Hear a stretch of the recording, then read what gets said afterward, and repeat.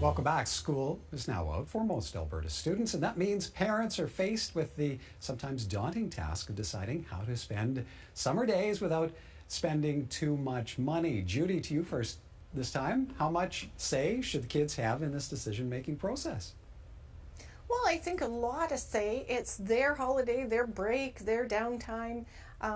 They probably have some ideas of what they want to do over the summer, and I think it's good to sit down with kids and say, okay, what's your goals this summer? What do you want to do? Here's some ideas I have for you to do, like the fence that needs painting or photo albums that need to be digitized. But I think it's good that the less parents take ownership of filling that time of kids, the more kids will take on the responsibility to fill it. And that's a good skill for them. And they're going to get more out of it too. Much more. They're going to learn new skills. They're going to tinker, make messes, but they're going to learn a whole lot. If you let them go with a few safety precautions, it's amazing what kids learn. I envision the lawnmower being taken apart. Engineering. Well, there you go. Yeah, budding engineers. Okay, so Wendy, for the budget conscious among us, and there are, for obvious reasons, there are a lot of Alberta families in that position right now this year. So how do you make summer enjoyable without spending the big bucks? Well, it is tough, I think, in your mind. In my mind, it's sometimes tough when my kids' friends are going off to Europe for the summer or the whole summer, or, they're jetting around the world. You can have a great summer without getting on a plane, especially because we live in Alberta. As Albertans, we cherish our summers so much more than most other areas because it's amazing here in the summer. And in all the communities in Alberta, we've got a ton of free festivals and events that are happening. So best thing I think for parents to do is find local bloggers, magazines like mine, websites. Get that portion. Well, really. But in any community, there's going to be different things, and that's one resource. But there's probably 10 different types of resources available. Social media sites are fantastic that are going to update parents on what are free or really inexpensive events that are happening this week or within the coming months. And we've done, just for ours, we've done 2 months of chock-full calendars. And we're not the only ones. There's lots of great resources out there, and you can find them. Absolutely. I have to admit, on Twitter last night, I found a link to great locations to take kids for bike rides. Yeah. Nice. And I wouldn't known where to look, but this link went to a blog, as you say.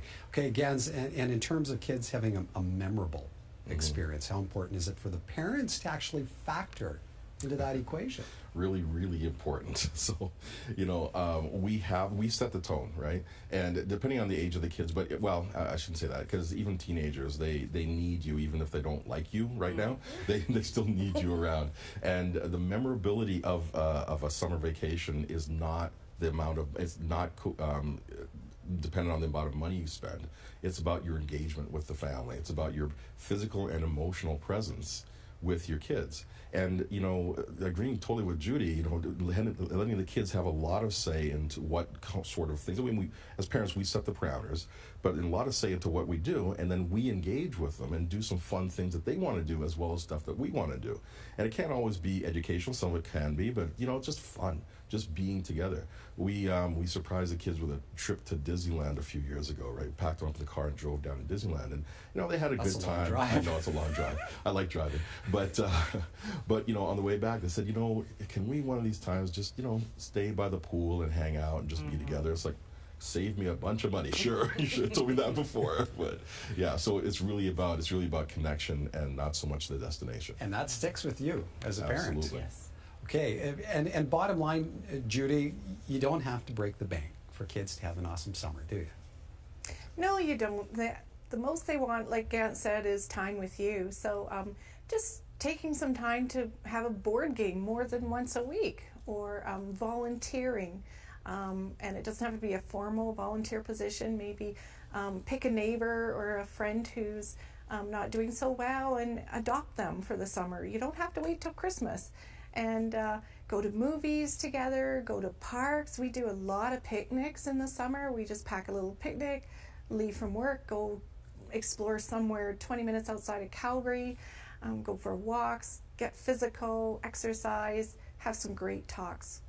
Maybe get your hands dirty, take that lawnmower apart with them. Okay, now, if you're feeling the pressure to schedule the summer, not to worry. Some psychologists and experts in child development are recommending children be given some time to be bored, time to find activities that inspire them individually. And Gans, with that in mind, what happens if we overschedule the kids? We keep them too busy. A bunch of stuff. So one of the things is, and Judy touched on this earlier, right? Did, like, yes. yeah, like it's really good for them to sort of use their own creativity and figure some things out. Well, when we overschedule, we rob them of that, and we rob them of the ability to figure some stuff out on their own, be creative, find activities that are meaningful to them.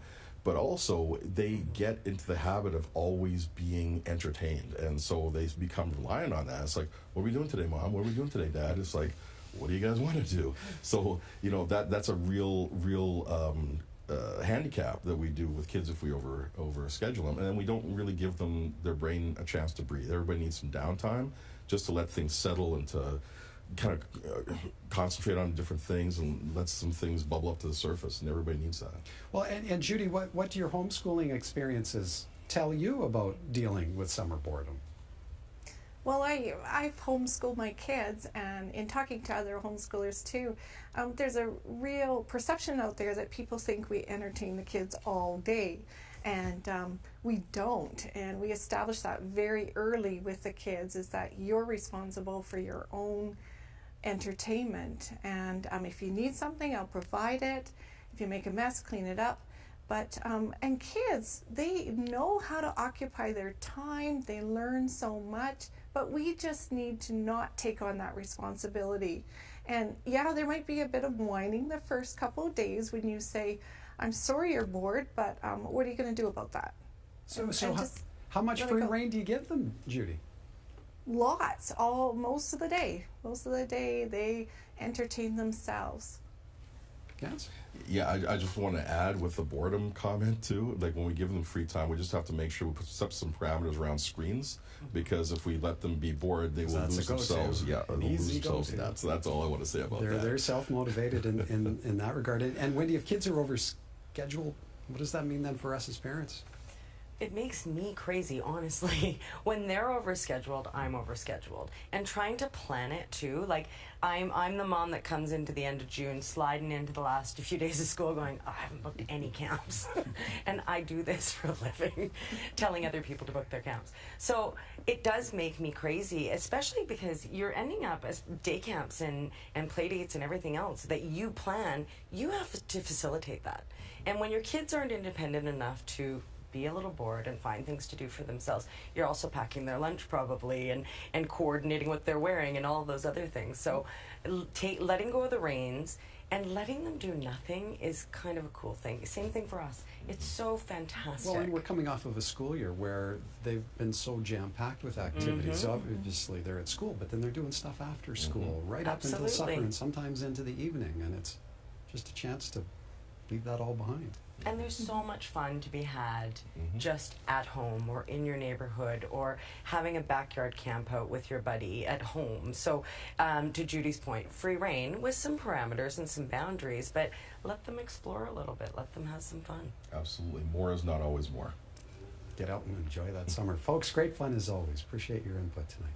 Wendy Mueller, publisher of several parenting magazines, including Edmonton's Child, Dr. Gans Ference, registered psychologist with the Parents Group, and Judy Arnall, certified parent educator with Professional Parenting Canada.